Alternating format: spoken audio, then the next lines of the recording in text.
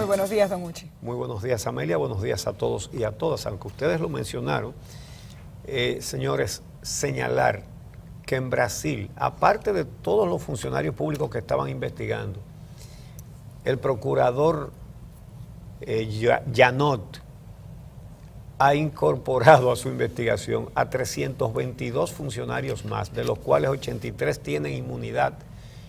Esto cubre a legisladores y ministros. Allá los ministros tienen inmunidad, que claro, no es lo mismo que impunidad.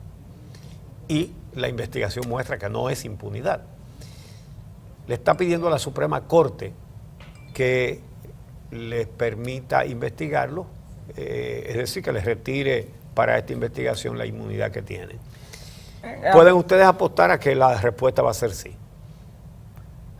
Claro, y lo que se entiende incluso es, como decíamos en el comentario anterior, que todo esto es una preparación para el momento en que se revele toda la información que dieron los funcionarios de Odebrecht al Ministerio Público en Brasil y que trajo como consecuencia que el proceso avanzara en la manera en que lo ha hecho en su país.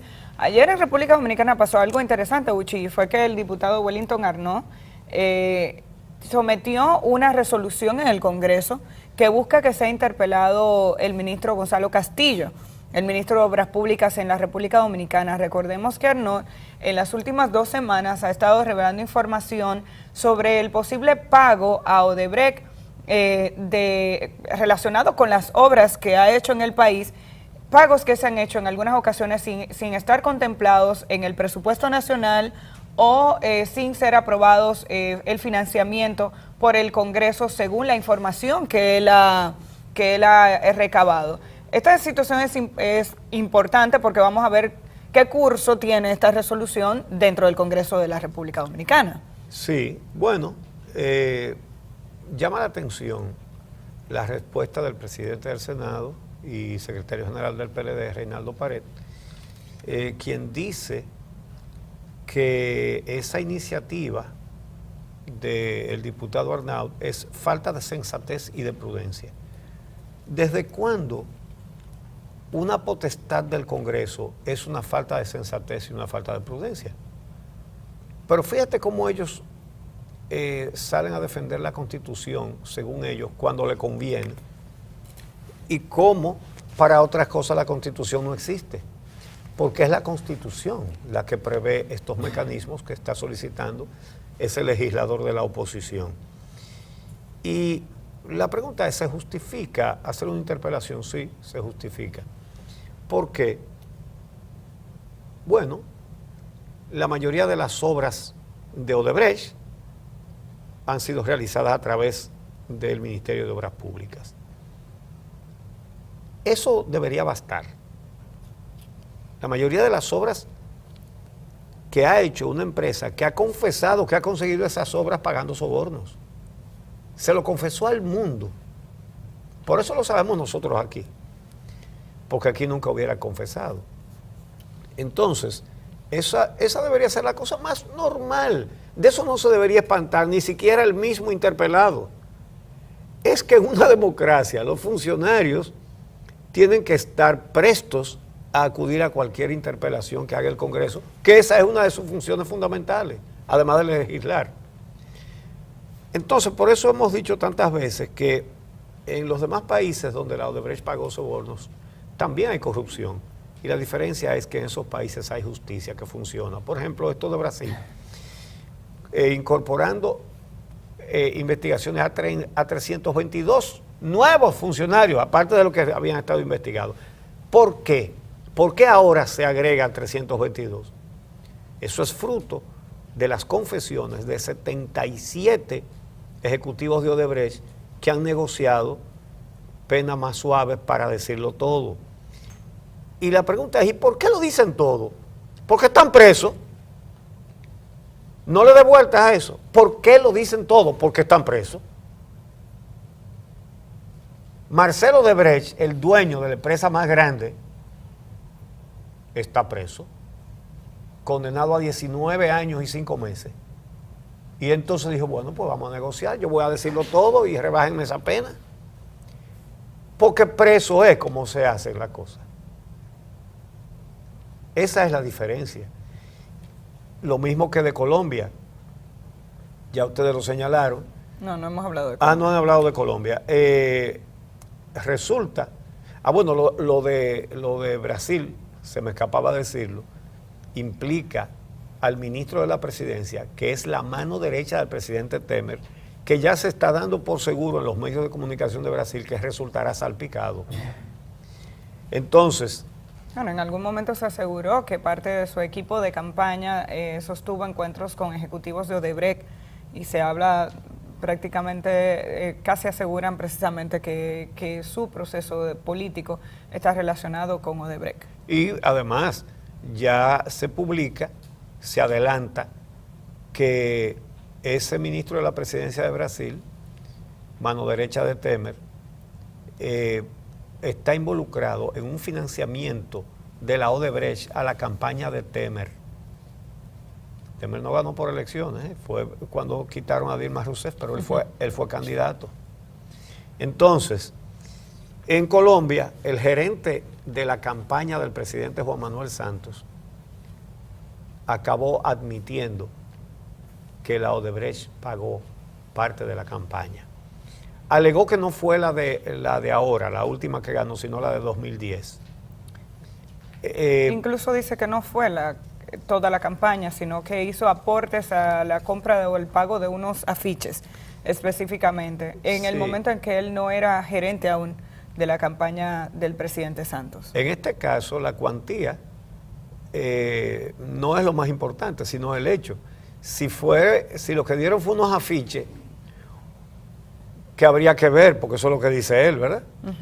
Pero de todas maneras hubo un financiamiento de una empresa extranjera, lo cual está prohibido por ley en Colombia, como lo está prohibido aquí, aunque el presidente del Senado no es que no lo sabe, porque lo tiene que saber, lo haya olvidado tal vez. Vamos a escuchar, Uchi, cómo lo dijo Roberto Prieto a una emisora, en una emisora colombiana, en Blue Radio, en el momento en que era entrevistado para saber si Odebrecht intervino en la campaña. Él dice que en la campaña del 2010 él no fue el gerente o el jefe de campaña, sino que se integró más tarde. Y en el momento de su integración, entonces le asignan el que haga las diligencias para el pago de unos afiches. Dice que es el momento en el que se involucra Odebrecht y habla de que esta es la única intervención que tuvo la empresa con la campaña del presidente. Pero vamos a escuchar los detalles que él le da a los periodistas de Blue Radio. Yo era un ejecutor. ¿Supo usted de la reunión? No supe. ¿Sabe de cuál le voy a preguntar? ¿De cuál? ¿De la reunión en Casa Medina? No supe. Entre la gente de Odebrecht y la gente de la campaña, del comité financiero de la campaña. Vine a saber por estos días que explota todo el rollo. No tenía por qué saberla porque yo no era el comité financiero, yo no recaudaba plata. ¿Cuándo se enteró? Me enteré hace como 2 meses. ¿Y por qué se enteró? ¿Quién le contó? No, eso sí no me lo pregunte, pero me enteré que hubo esa reunión. ¿Usted le contó al presidente ese día cuando se enteró de esa reunión? Inmediatamente. Yo le conté. En esa entrevista, que es de alrededor de 1 hora, en ese momento él está hablando porque él confiesa no solamente que se pagaron $400,000 para unos afiches. Los periodistas le dicen, ¿cómo? ¿De dónde salió el dinero? ¿Quién pagó los afiches? Dice, Odebrecht. Yo tengo que admitir aquí, porque ya ustedes lo saben, que sí, Odebrecht pagó unos afiches. A mí me mandan a buscar los afiches y me dicen, en ese momento él no era el jefe de campaña, sino miembro del equipo financiero, según su intervención, me dicen que vaya y que emita la factura y que hay que pagarla. Y cuando yo pregunto quién la va a pagar, que el jefe de campaña le dijo que lo haría Odebrecht. De inmediato, el equipo que asesoraba o que manejaba el área de comunicación del presidente Santos para el 2010 emitió un comunicado negando estas declaraciones de Roberto Prieto, quien además dice que posteriormente se enteró de que antes de él formar parte del equipo del presidente Santos en el 2010, Odebrecht solicitó una reunión con los miembros del área de comunicación y que supuestamente en esa reunión, como se reunían con muchísimos empresarios, se le transmitió la idea de que el presidente Santos, el candidato en ese momento, no aceptaba ningún tipo de aportes que no estuviera relacionado con lo legalmente establecido a través del comité de elecciones. Pero es evidente, y los periodistas se lo hacen saber, que posteriormente ese equipo aceptó el pago de esos afiches. Niega las declaraciones que da Otto Bulabula, que es el senador que está preso en este momento en Colombia. Es la persona que ha dicho que a través de Roberto Prieto la campaña de Santos recibió $1 millón, la campaña del 2014. Él dice que eso es falso, que él fue el gerente de la campaña durante ese periodo, que eso nunca ocurrió y que él nunca se reunió con Bulabula. Lo que admite es lo que pasó en el 2010 y el pago de esos afiches, que de entrada es ilegal, porque al igual que aquí, en Colombia, ninguna empresa extranjera puede hacer aportes a las campañas y hay un proceso totalmente regulado. No solamente eso, es que el aporte tampoco quedó registrado en el informe fiscal que hizo el equipo de la campaña de Santos. Lo cual es otra falta grave. Que es otra falta grave, y el presidente Santos reaccionó indignado. Bueno, el presidente Santos alegó que él no lo sabía. Y entonces pidió que se investigue y que se sancione. Vamos a escucharlo, Uchi. Vamos a ver lo que dice el presidente de Colombia sobre este tema. Parece que no lo tenemos listo. Bueno. Sí, la revelación de que hubo recursos no registrados en mi campaña del 2010. Quiero expresar mi más absoluto rechazo y condena frente a ese hecho. Lamento profundamente y pido excusas a los colombianos por este hecho bochornoso, que nunca, nunca ha debido suceder y del que me acabo de enterar. No autoricé ni tuve conocimiento de esas gestiones, las cuales se hicieron en directa violación de las normas éticas y de control que exigí se impusieran en la campaña. Pido a todos los involucrados que aclaren a la mayor brevedad posible esta actuación inaceptable. Esta violación de las normas de la campaña no supone, ni puede suponer, que se deriven hechos de corrupción en mi gobierno. Reitero mi solicitud a las autoridades competentes para que investiguen todas las decisiones de mi administración y sancionen a los responsables de cualquier acto de corrupción. Bueno, ya ustedes lo oyeron ahí. Supongo que una parte de los colombianos le creerá, otra no, ¿verdad? Aquí, mientras tanto, el gerente financiero, para decirle, como le dicen allá en Colombia, al señor el administrador de los fondos de campaña de la reelección del presidente Medina, Donald Guerrero, declaró que esa campaña no recibió contribuciones de la Odebrecht. Él es actualmente el ministro de Hacienda. Bueno, hay una situación en que uno ve avanzar las investigaciones en otros países y aquí no se siente esa agilidad, esa gestión proactiva que debería tener el Ministerio Público. Y aquí parece que hay un tranque, parece que hay una roca de gran tamaño en el medio del camino y se llama sobrevaluaciones.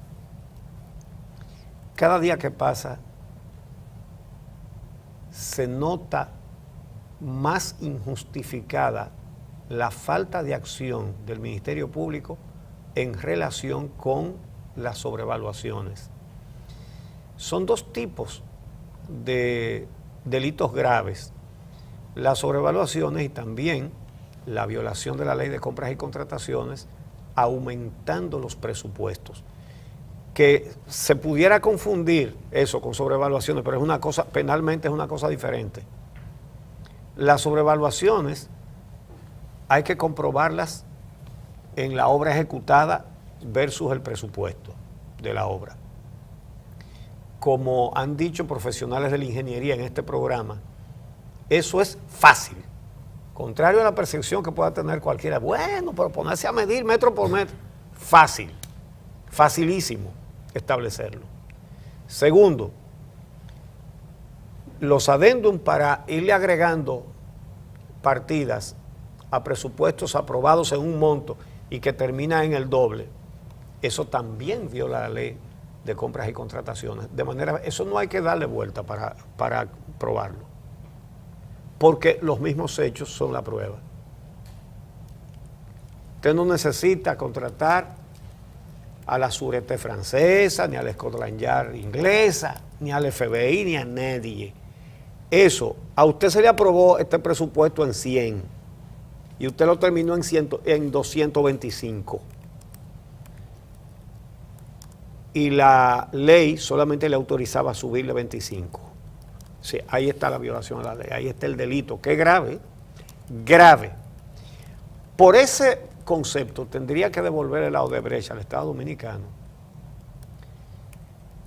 como 6 o 7 veces más de lo que significa, y quizás más de ahí todavía, de lo que significa la multa de los 184 millones de dólares. 7, 8 o 9 veces más por las comprobaciones que se han sacado hasta ahora, como lo hemos explicado aquí, las sobrevaluaciones que tienen obras, por ejemplo la carretera de Constanza, el presupuesto fue elevado en un 173%, 173%, y la ley permite un 25%. Eso no hay que averiguar.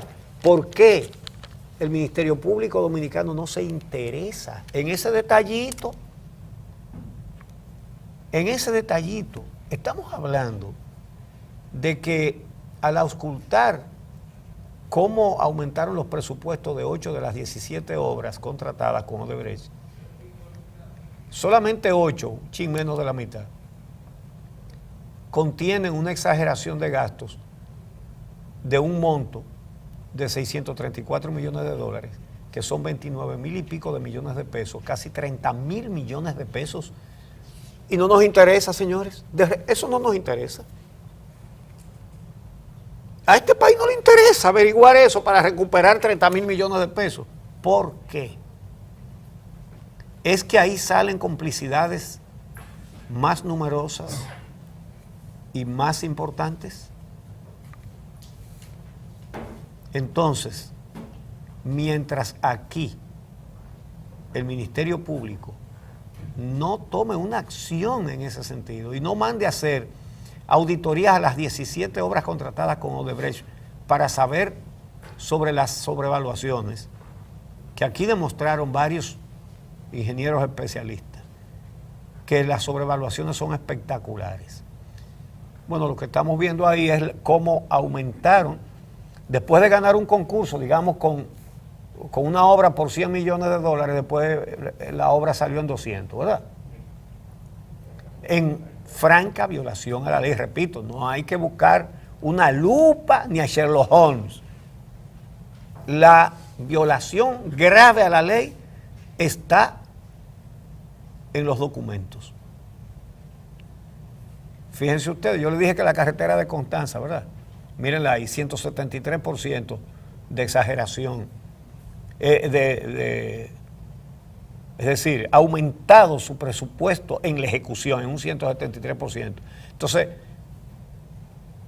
es un modus operandi que se advierte de una manera sencilla en esos números que ustedes están viendo ahí, que se gana un concurso con un presupuesto de 50 millones y después que se gana el concurso, ahí mismo comienzan a hacerle adendum, agregándole dinero, y cuando usted viene a ver son 100 y pico de millones. Entonces, por eso es que señalamos, sí, esa planta de Punta Catalina, con la inversión que tiene hecha ya, hay que terminarla. Eso no queda de otra. Eso hay que terminarlo y hay que ponerla a producir electricidad. El cuestionamiento es, con una empresa delincuente que hace esto que ustedes están viendo ahí, y que paga sobornos, porque esto es una cosa diferente. Eso que ustedes están viendo ahí es una cosa muy diferente a los sobornos. Esto es la consecuencia lógica de los sobornos. Hay sobornos, hay sobrevaluación. Ni modo que ellos lo van a sacar de su cartera, al contrario, aprovechan los sobornos para entonces exagerar sus ganancias de una manera fraudulenta. Y eso es lo que está a la vista en esos números. ¿Y por qué si esos números están a la vista el Ministerio Público Dominicano no se interesa en eso? Porque vamos a recuperar 84 millones de dólares, cuando por esto podemos, nada más por esas obras que están ahí, que ahí faltan otras 9, nada más con esas se recuperan 634 millones de dólares, que es el monto de el sobrecosto agregado después del presupuesto aprobado. Eso es muy grave. Es muy grave que se siga evadiendo este tema. Ahí es donde está la mayor parte del dinero robado al Estado Dominicano. Vamos a hacer la pausa. Cuando regresemos, hacemos nuestra primera entrevista. Estaremos conversando con el señor José Miguel González Cuadra, director del proyecto Nuevo Domingo Sabio. También participó de manera directa en el proyecto de la Nueva Barquita.